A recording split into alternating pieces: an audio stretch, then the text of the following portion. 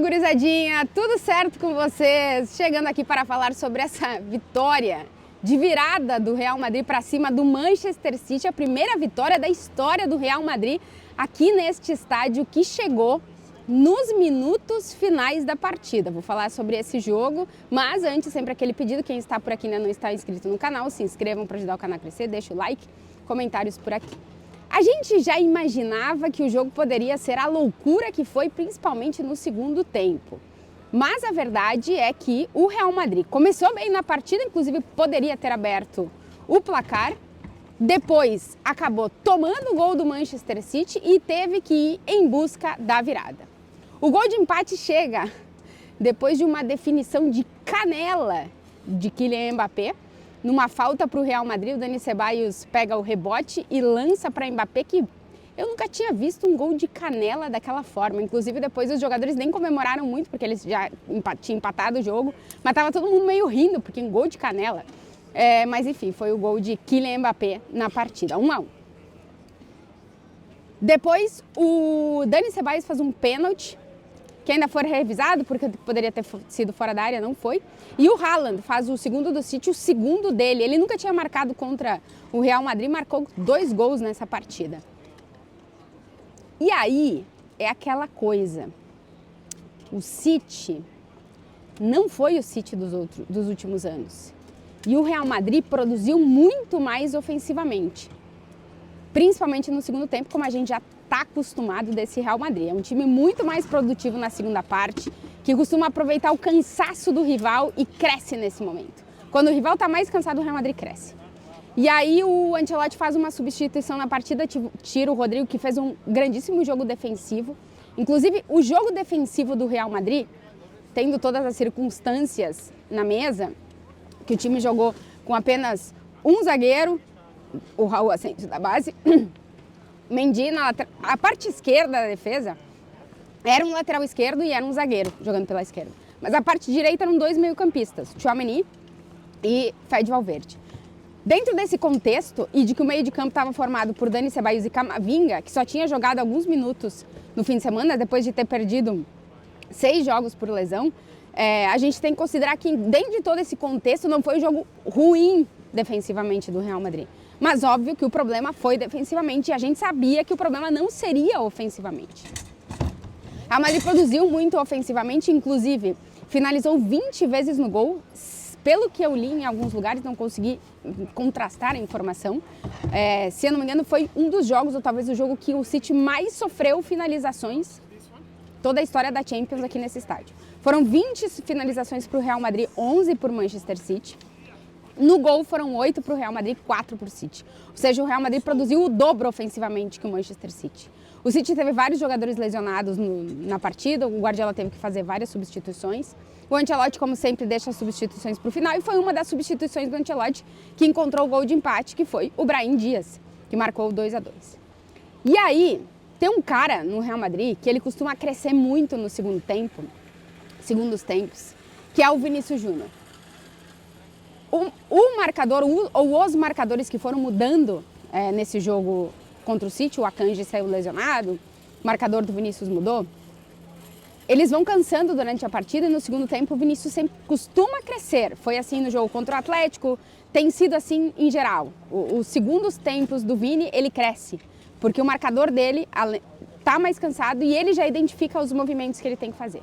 E aí o Real Madrid na transição, no segundo tempo, e no final do jogo principalmente, que foi em busca da vitória, teve a possibilidade de fazer mais gols do City. Mas a vitória chega nos acréscimos, com o Vinícius Júnior. Eu acredito que ele tentou finalizar no gol, a bola não ia entrar, o Bellingham chega, porque eles foram todos para cima para contra-atacar, o Bellingham chega e empurra. 3-2 para o Real Madrid, primeira vez na história que o Real Madrid vence o City aqui no Etihad Stadium. Nunca tinha conseguido. Já tinha conseguido empatar aqui, mas sai com uma vantagem enorme para definir a eliminatória no Bernabéu, onde a gente sabe que o Real Madrid costuma em eliminatória ser ainda mais forte, né? Jogando na sua casa com a sua torcida, noites de Champions, aquela coisa toda. Não vai precisar de uma remontada porque conseguiu uma virada jogando aqui no Etihad Stadium. Vai precisar, obviamente, fazer um bom jogo. Vamos ver que City vai chegar para enfrentar o Real Madrid. É um City muito fragilizado. Dos Manchester Citys que eu vi, e até no primeiro tempo eu acho que não foi tanto, é um time com menos capacidade de fazer o que faz melhor, que é controlar o jogo com a bola no pé. O Fred já trazia muito na prévia do jogo, né, que é um City que sofre muito com as transições, e o Real Madrid é um time que tem jogadores suficientes para um deles resolver na transição, que é o tipo de jogo que o Ancelotti mais gosta. Um detalhe da partida, que o tempo inteiro o Ancelotti fazia assim, a gente viu o Dani Ceballos fazendo assim, compactação. O Real Madrid queria estar compactado para aproveitar os contra-ataques. E funcionou, né? No final foram os gols de contra-ataque na segunda parte, que deram uma virada para o Real Madrid. O extracampo entrou em campo. Aqui atrás de mim, o City colocou um cartaz enorme na torcida. Foi uma ideia da torcida, mas todos os cartazes que são erguidos ou abertos, os tifos que eles chamam, né, dos torcedores, primeiro são aprovados pelo clube, depois são aprovados pela UEFA. Era uma imagem do Rodri beijando a bola de ouro com uma frase de uma música do Oasis, que quer dizer mais ou menos assim, deixe de chorar, uma coisa assim. A gente conversou com o Vini depois do jogo para a TNT, e claramente ele estava com aquilo ali na cabeça, dava para ver. Ele foi muito vaiado pelo torcedor do City. O Vini sabe o que é jogar com hostilidade. Assim, na Espanha ele costuma jogar com hostilidade nos jogos fora do Bernabéu. Mas na Europa é difícil a gente ver, talvez, o que a gente ouviu aqui hoje, principalmente no primeiro tempo, quando o Vini tocava na bola, uma vaia gigantesca do torcedor do City. Mas é um ambiente que o Vini está acostumado a lidar, né? E um ambiente que ele está acostumado a viver ali. E ele até fez um gesto assim, na hora que o Real Madrid está no contra-ataque, já no segundo tempo, ele faz um gesto mostrando, a torcida começa a gritar Rodri, bola de ouro, começa a vaiar ele, e ele faz um gesto assim, mostrando as 15 Champions. Então, do jogo tudo, né? Mas óbvio que tudo isso entrou em campo. E o Vinícius Júnior foi eleito o melhor jogador da partida. Volta ficou para o estádio Santiago Bernabéu, vamos ver como é que tá, mas o Real Madrid sai muito fortalecido dessa vitória aqui contra o Manchester City. Primeiro, o sistema ofensivo, que eu já dizia, a defesa é o melhor ataque. O ataque é a melhor defesa, no caso do Real Madrid, porque ofensivamente o Real Madrid tem muita ferramenta, muita. Hoje o jogo de compromisso solidário defensivo do Real Madrid não foi perfeito, mas foi um avanço do que a gente já tinha visto. O Ancelotti colocou o Bellingham para defender pela esquerda, o Rodrigo para defender pela direita. O Vini se aproximava, quando o Real Madrid defendia, era um 4-4-2, com o Vini e o Mbappé mais centralizados, e o Rodrigo e o Bellingham junto com os meio-campistas, que no caso foram o Ceballos e o Camavinga. Bem fechado, o Real Madrid queria estar compactado. Verdade que não conseguiu fazer um jogo perfeito em relação a isso, mas eu acho que a gente já vê uma evolução dentro desse comprometimento.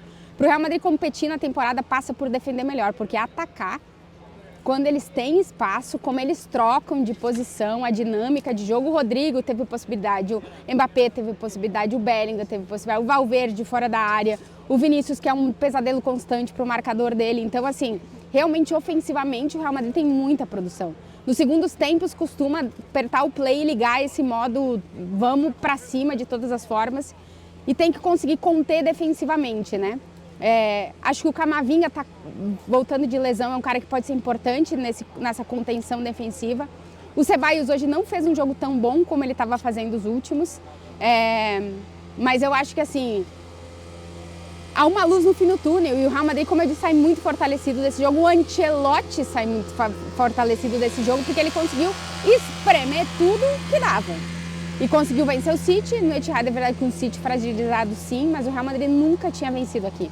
Então é um impasse importante, foi uma produção ofensiva que foi efetiva, que o Real Madrid conseguiu marcar gols. Vamos ver como é que vai ser o jogo do Bernabéu de volta. Vamos ver se o Real Madrid vai conseguir a classificação para as oitavas de final, lembrando que o Real Madrid sempre classificou para as oitavas de final da Champions, no formato antigo, né? E vai tentar essa classificação também. Semana que vem tem jogo no Bernabéu, próxima quarta-feira estaremos lá de novo para contar mais essa história para vocês. Eu saí de campo quando o jogo estava 2-1 para o Manchester City. Eu não vi ao vivo o gol do Brahim, e o gol do Bellingham eu vi através de um reflexo num vidro já na área de entrevistas. Então, daquelas coisas loucas que acontecem com a reportagem. Se vocês estão aqui e ainda não estão inscritos no canal, se inscrevam para ajudar o canal a crescer, deixa o like, os comentários, beijo pra vocês, até o próximo vídeo.